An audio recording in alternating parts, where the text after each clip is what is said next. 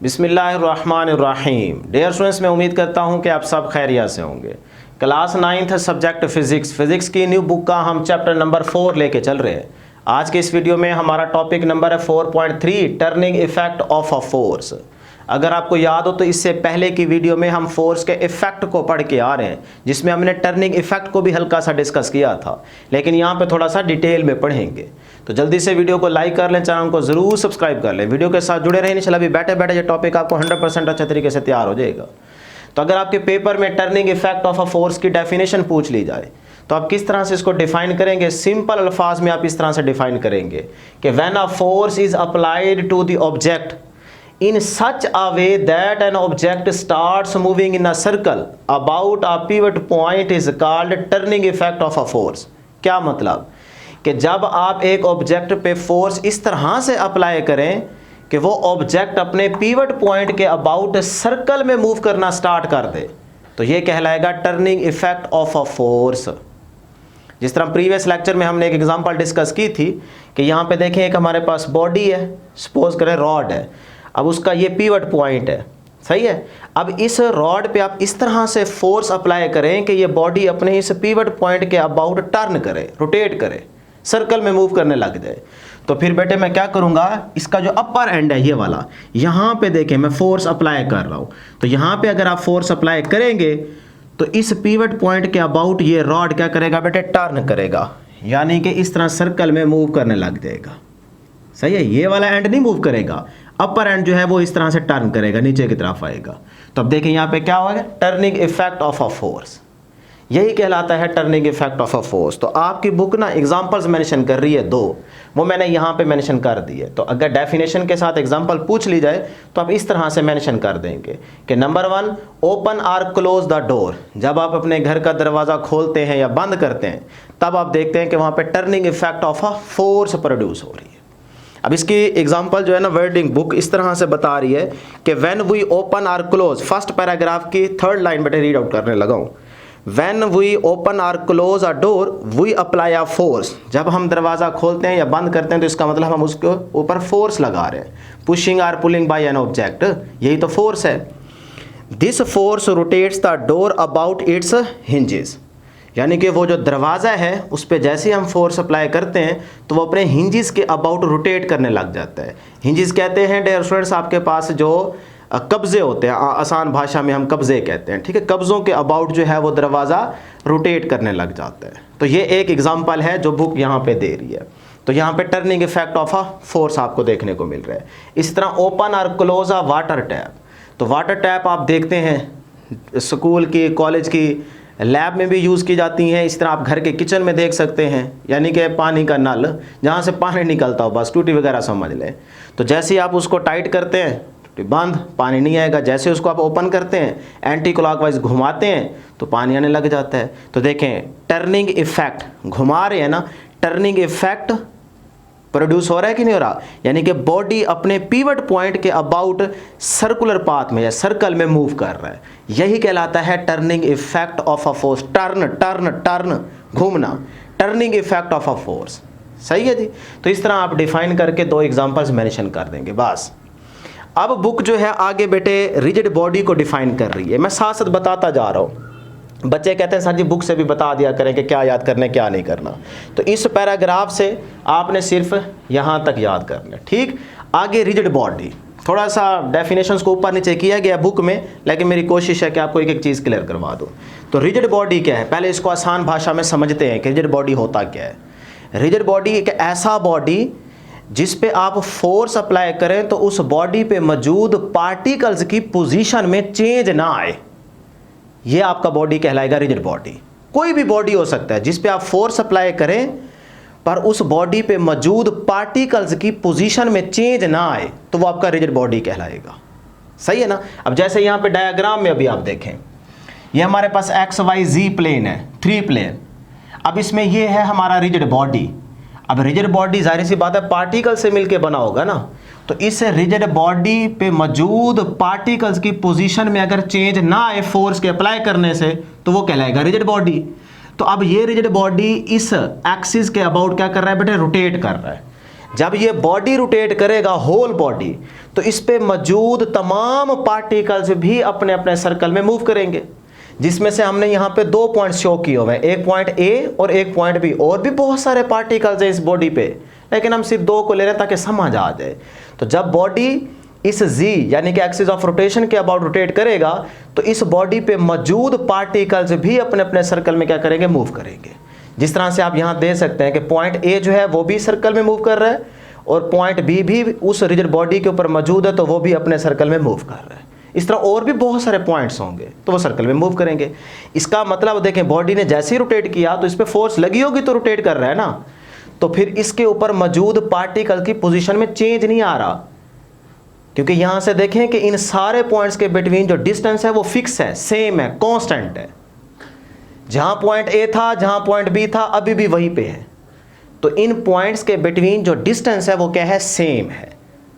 तो आप ये भी कह सकते हैं कि एक बॉडी, ऐसा बॉडी जिस पे आप फोर्स अप्लाई करें तो उस पे मौजूद पार्टिकल्स की पोजीशन में चेंज ना आए, रिजिड बॉडी है, या पार्टिकल्स के बिटवीन डिस्टेंस में कोई फर्क ना आए, डिस्टेंस सेम रहे, कांस्टेंट रहे, तो वो आपका रिजिड बॉडी कहलाता है।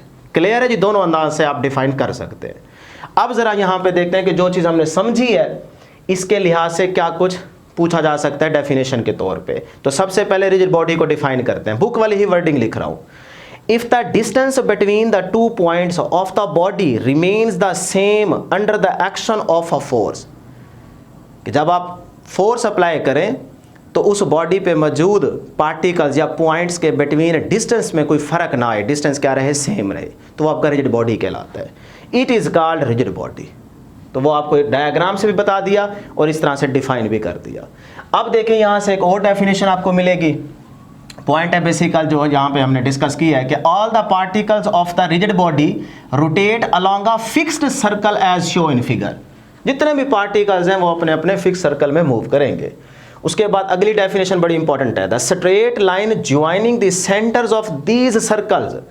इन सर्कल्स के सेंटर्स को मिलाने वाली, ज्वाइन करने वाली जो लाइन है वो आपकी क्या कहलाएगी, वो कहलाएगी एक्सिस ऑफ रोटेशन। तो ये जो जी एक्सिस आप देख रहे हैं ना, ये आपका बेसिकली क्या है, एक्सिस ऑफ रोटेशन है। तो इस तरह डियर स्टूडेंट्स यहाँ पे जो कुछ इंपॉर्टेंट है ना, इस पैराग्राफ में ये डायग्राम भी बना दी है, और इसमें जो कुछ तैयार करने वाला है वो इस तरह से ये डेफिनेशन और ये 2 पॉइंट्स। क्लियर है जी? यहाँ तक आपका टॉपिक एंड हो चुका है। अब आगे एक्टिविटी 4.1 है, ये एंड पे डिस्कस करते हैं क्योंकि अभी यहाँ पे मुनासिब नहीं है, ठीक है ना। अगली चीज़ पहले पढ़ लें फिर आएंगे वापस, लेकिन एक चीज़ यहाँ पे बड़ी इंपॉर्टेंट होगी, चलें वो बाद में बताते हैं। अब आ जाएं यहाँ से, अभी कुछ नहीं याद करना, ये आगे आ जाएगा। अब आप आ जाए डायरेक्ट मूवमेंट ऑफ फोर्स की तरफ, ठीक है। पहले इसको समझ लेंगे, फिर जो पीछे ये आप डेफिनेशंस देख रहे हैं ये भी आ जाएंगी। क्लियर है ना? जरा तरतीब से लेके चलेंगे तो टॉपिक आपको आसान लगेगा। अब है जी मूवमेंट ऑफ फोर्स, जिसका दूसरा नाम है टॉर्क। तो टॉर्क को किस तरह से डिफाइन करेंगे? The product of force and movement arm is called torque या मूवमेंट ऑफ फोर्स। टॉर्क को सिंपल एक और अंदाज से भी आप डिफाइन कर सकते हैं कि it is the tendency of force to produce the rotation. बस इतनी बात याद रख ले, लिख ले कि it is the tendency of force to produce the rotation. ये आपका टॉर्क कहलाता है। लेकिन अगर पेपर में आप इस तरह से लिख देंगे तब भी आपको 2 नंबर मिलेंगे, ठीक है। The product of force and movement arm, 2 चीजों का प्रोडक्ट, एक बेटे फोर्स, दूसरा क्या है, मूवमेंट आर्म। अब मूवमेंट आर्म क्या होता है अभी आपको पता चल जाएगा, अभी याद रखें, ठीक है। मूवमेंट आर्म और फोर्स का जो प्रोडक्ट है वो क्या कहलाता है, मूवमेंट ऑफ फोर्स कहलाता है। इसको मैथमेटिकली कैसे लिखेंगे, प्रोडक्ट है ना, तो बेटे इसको मैथमेटिकली लिखते हैं, टॉर्क को तो शो करते हैं या मूवमेंट ऑफ फोर्स या टॉर्क को शो करते हैं टॉ से, ठीक है, इस तरह से। ये टॉ इसको पढ़ना है, ठीक है जी। Tau is equal to R into F. अब एफ क्या है, फोर्स, आर क्या है, मूवमेंट आर्म। आर क्या है बेटे, ये मूवमेंट आर्म है। इस आर को आप एल से भी शो कर सकते हैं क्योंकि बुक में शो किया गया है, तो आर को आप एल से भी शो कर सकते हैं। तो ये क्या है, मूवमेंट आर्म। क्लियर? अब डियर स्टूडेंट्स जरा अगली बात ध्यान से सुनिएगा।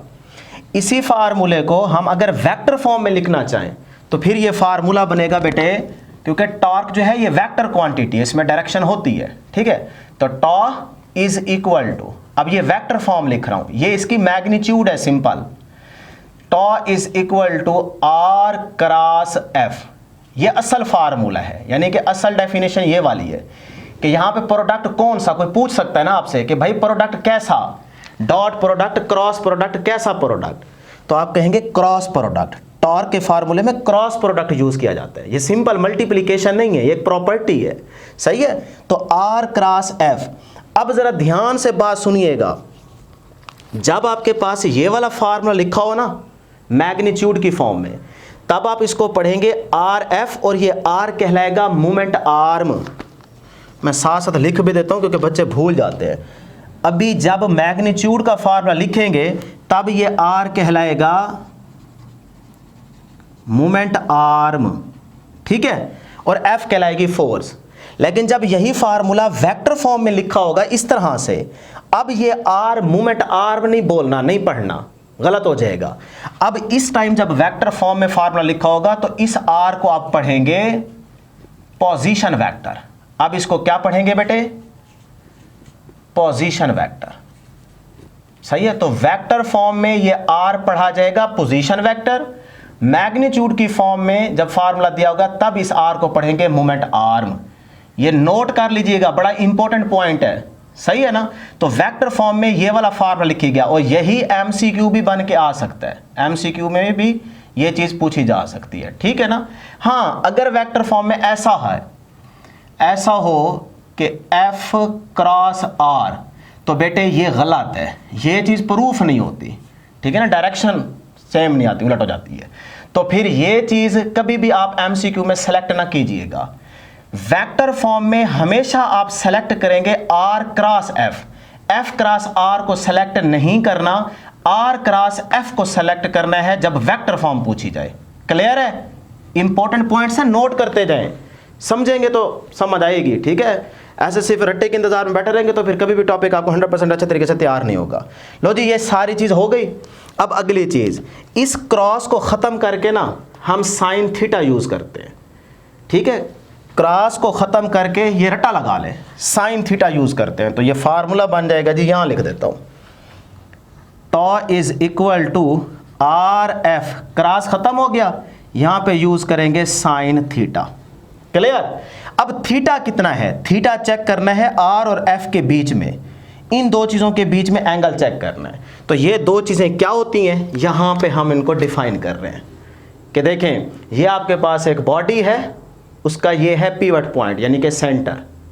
अच्छा, पीवट को भी समझ लें, ये आपका ओरिजिन ही है, सेंटर ही है, एक्सिस ऑफ रोटेशन ही है, सही है। लेकिन इसको पीवट क्यों बोल रहे हैं, अगर डोर ना, डोर दरवाजा, ये इस तरह से, अब उस एक्सिस ऑफ रोटेशन यानी कि वो जो आपका एक्सिस है, उसको अगर आप इस तरह साइड से देखेंगे ना तो इस पूरी लाइन को एक्सिस बोलते हैं।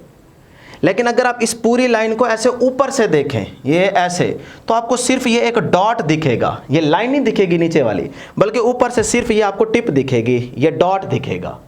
तो जब आप ऊपर से देखेंगे तो आप इस डॉट को देखते ही आप कहेंगे कि ये पीवट पॉइंट है, इसको बोलते हैं पीवट पॉइंट।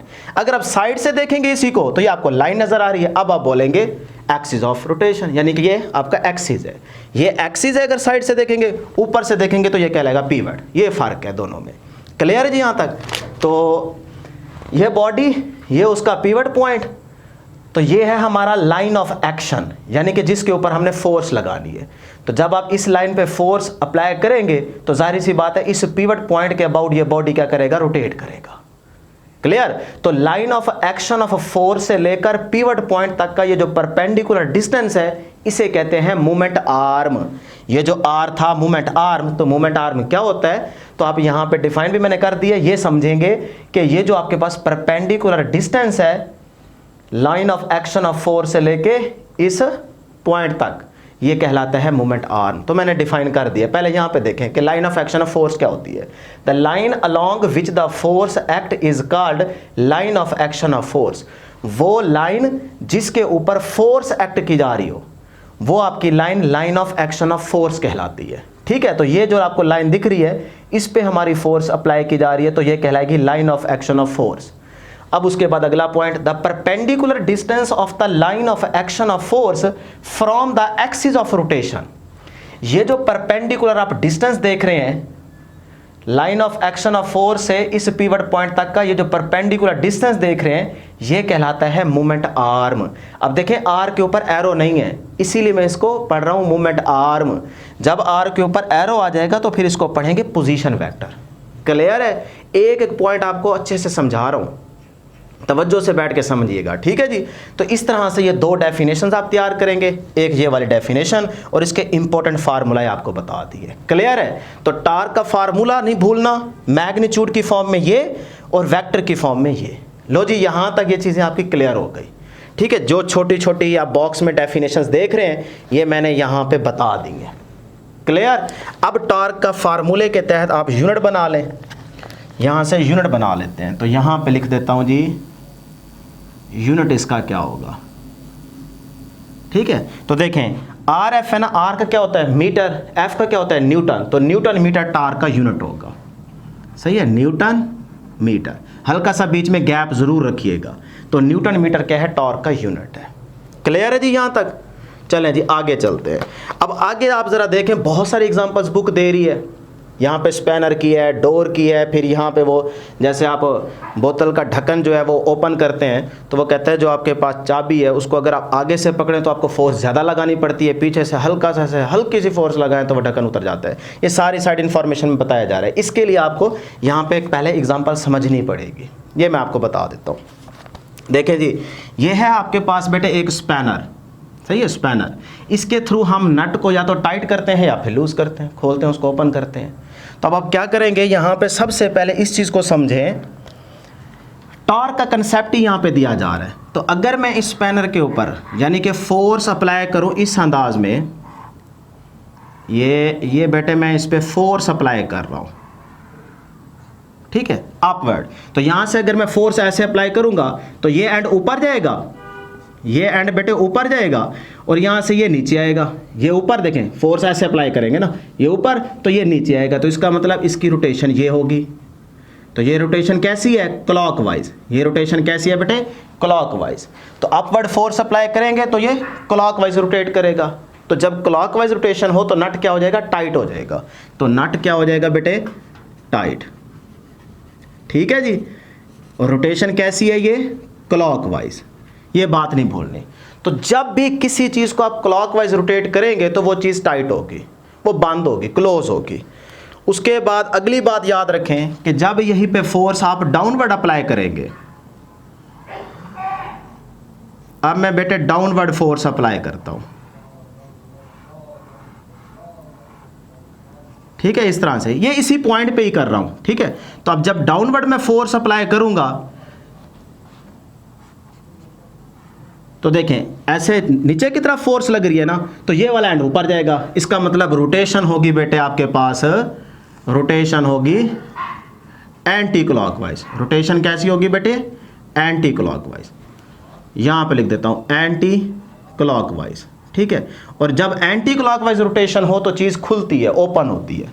ये भी जहन में रखिएगा, यहां मेंशन कर देता हूं कि अब नट जो है ये लूज होगा, ओपन होगा। बस ये दो पॉइंट्स याद रख ले।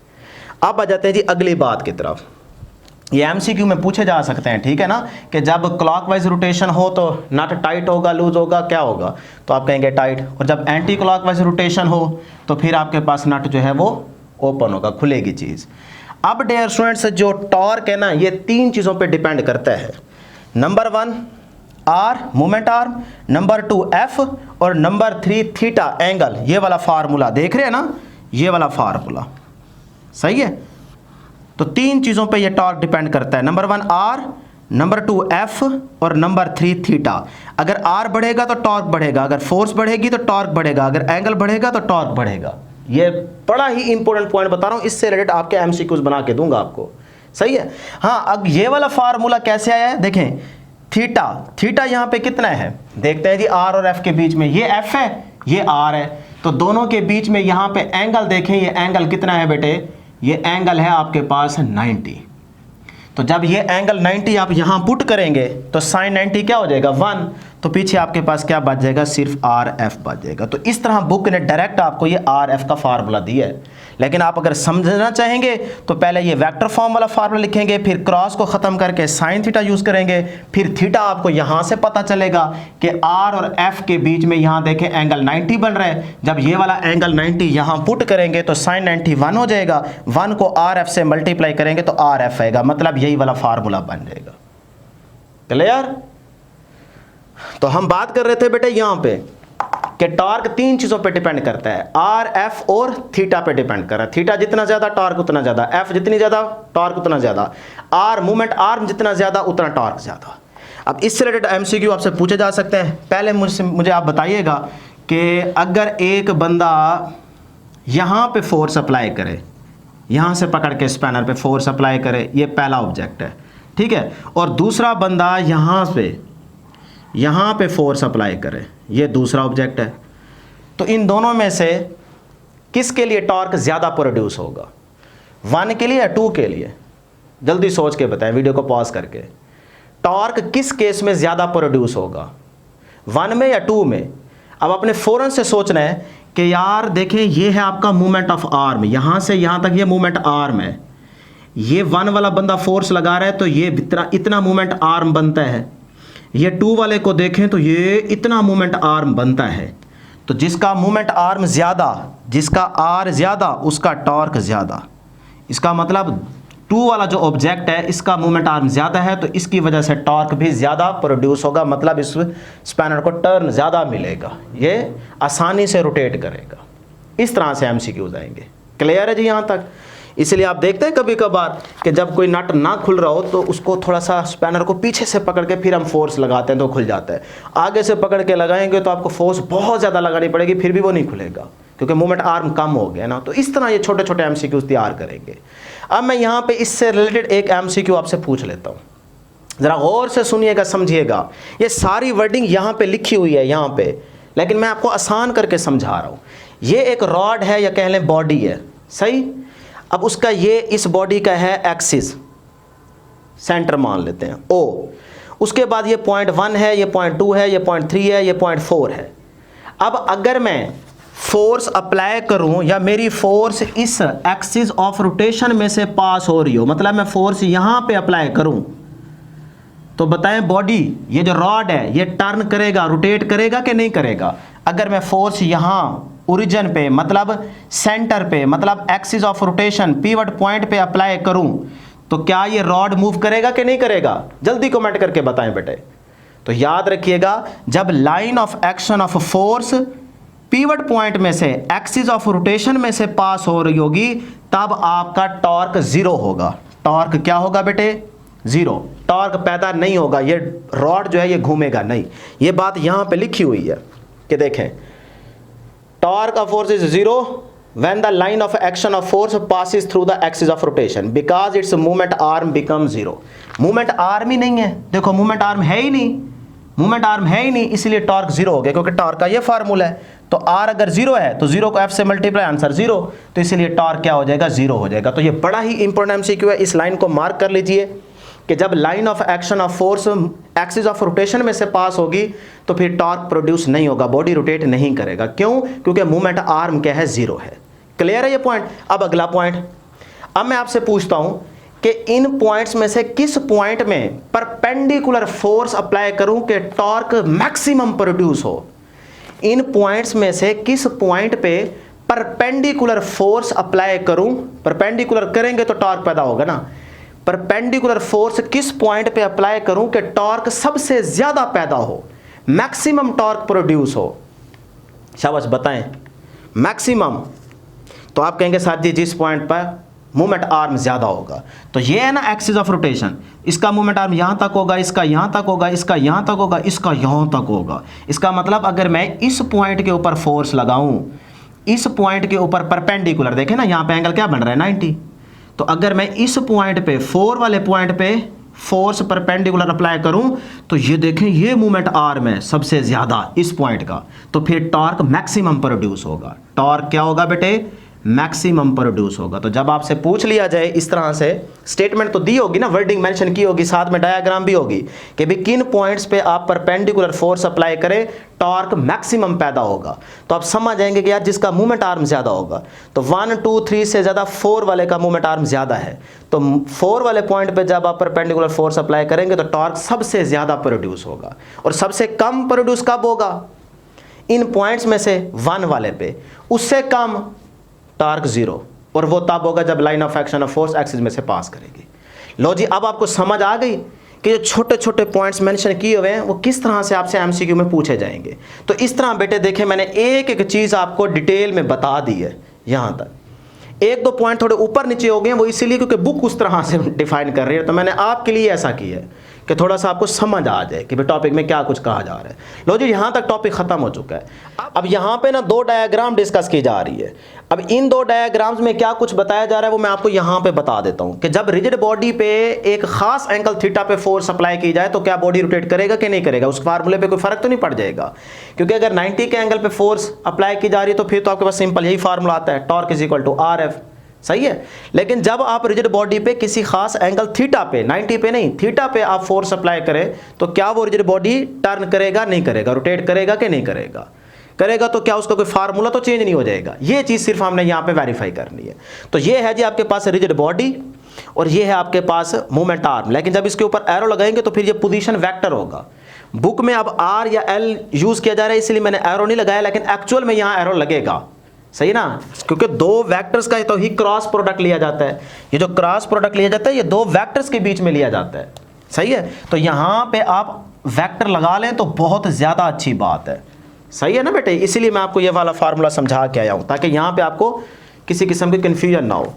अब ये आ गया R और ये आ गई F। अब देखें इस पॉइंट P पे इस रिजिड बॉडी के ऊपर किसी खास एंगल थीटा पे ये फोर्स अप्लाई की जा रही है, 90 पे नहीं है। 90 पे लग रही होती तो सीधी सीधी वही चीज़ आ जाती कि बॉडी रोटेट कर जाता और मैक्सिमम रिजल्ट आ जाता आपके पास। लेकिन अब देखें खास एंगल थीटा पे, हमें नहीं पता कितना एंगल है, बस वो थीटा एंगल पे ये फोर्स लग रही है। अब बताएं बॉडी रोटेट करेगा कि नहीं करेगा? बिल्कुल करेगा, लेकिन इस सारी फोर्स की वजह से नहीं, बल्कि इस फोर्स के एक कंपोनेंट की वजह से। अब ये फोर्स 2 कंपोनेंट्स में डिवाइड हो जाएगी। तो वो इसके 2 कंपोनेंट्स क्या होंगे बेटे? एक अलोंग एक्स एक्सिस, एक अलोंग वाई एक्सिस। ये चीज़ आपको चैप्टर 2 में पढ़ा के आ रहे हैं। तो ये देखें इस फोर्स के ये होंगे 2 कंपोनेंट, एक होगा बेटे ये वाला कंपोनेंट अलोंग वाई एक्सिस, एक होगा ये अलोंग एक्स एक्सिस। अब जो अलोंग वाई एक्सिस, अगर ये एंगल थीटा है तो ये एंगल थीटा बनेगा, थीटा के सामने वाला साइन होता है, तो ये कंपोनेंट आ गया आपके पास F साइन थीटा और ये आ गया F कोस ऑफ थीटा। अब देखें इस फोर्स के कंपोनेंट की वजह से तो बॉडी रोटेट नहीं कर सकता, क्यों? क्योंकि R की डायरेक्शन देखें इस तरफ है तो ये भी इसी तरफ है, तो ये तो पैरेलल सेम डायरेक्शन में दोनों फोर्स लग रही है, तो इसका मतलब बॉडी रोटेट तो नहीं करता, टर्न तो नहीं करेगा।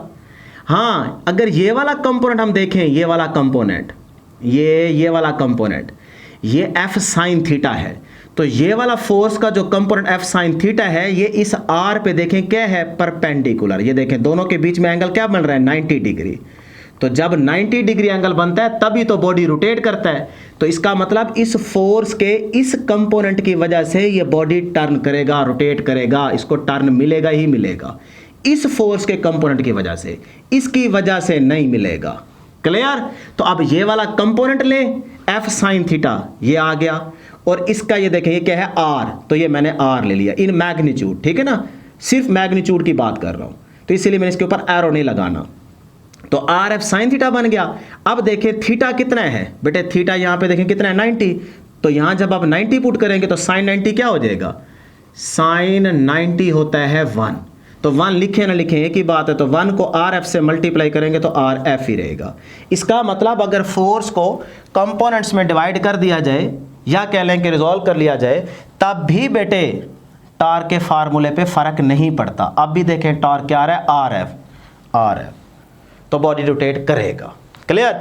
अब जरा देखते हैं वहां पे कि अगर R को 2 कंपोनेंट्स में डिवाइड कर दे तो क्या फिर फार्मूले पे कोई फर्क पड़ जाएगा? तो देख लेते हैं। अब फोर्स की बारी नहीं, अब R की बारी है। तो अब देखें ये है ना आपका R, तो इसके 2 कंपोनेंट्स, और दोनों कंपोनेंट्स आपस में क्या होने चाहिए? परपेंडिकुलर। ये चैप्टर 2 में पढ़ा के आ रहा हूं, सही है। तो अब इस आर के ये दो कंपोनेंट्स हैं, एक ये वाला कंपोनेंट और एक ये वाला। अब देखें दोनों के बीच में यहाँ एंगल कितना बन रहा है 90। इसका मतलब ये दोनों कंपोनेंट्स ठीक ड्रॉ किए गए हैं। अब भाई ये अगर एंगल थीटा है तो ये भी एंगल थीटा होगा, क्योंकि क्रॉस की जो डायग्राम होती है ना, क्रॉस की डायग्राम, उसमें हमेशा आमने सामने वाले एंगल बराबर होते हैं। ये आप मैथ में पढ़ के आ रहे हैं। तो अब ये देखें ये क्रॉस बन गया ना, तो अगर ये एंगल थीटा है तो ये भी एंगल थीटा होगा। तो इस थीटा के सामने वाला क्या होगा साइन। थीटा के सामने वाला हमेशा कंपोनेंट साइन वाला होता है। तो ये आ गया आर साइन थीटा और ये कंपोनेंट होगा आर कोस थीटा। ये मैं चैप्टर 2 में डिटेल में पढ़ा के आया हूँ कि ये कंपोनेंट कैसे आए हैं, किस तरह के हैं, इनके साथ कॉस साइन कैसे आया, ये सारा चैप्टर 2 में करके आ रहे हैं। सही है ना। तो अब ये दो कंपोनेंट्स आ गए। अब आप खुद सोचें किस कंपोनेंट की वजह से, यानी कि किस कंपोनेंट को 4 से मल्टीप्लाई करूं तो ये बॉडी जो है ये टर्न करेगा, रोटेट करेगा। इस कंपोनेंट को यूज करूं नहीं, क्योंकि ये देखें इसकी डायरेक्शन और इस फोर्स की डायरेक्शन बिल्कुल सेम है, ये तो कभी भी बॉडी को रोटेट नहीं करवा सकता। हाँ अगर ये वाला कंपोनेंट देखूं, ये वाला, ये कंपोनेंट, इस कंपोनेंट को बेटे अगर एक लम्हे के लिए मान लें कि यहाँ पैरेलल यहाँ ड्रा कर दूं तो कोई फर्क पड़ेगा नहीं ना। ये कंपोनेंट यहाँ आ गया।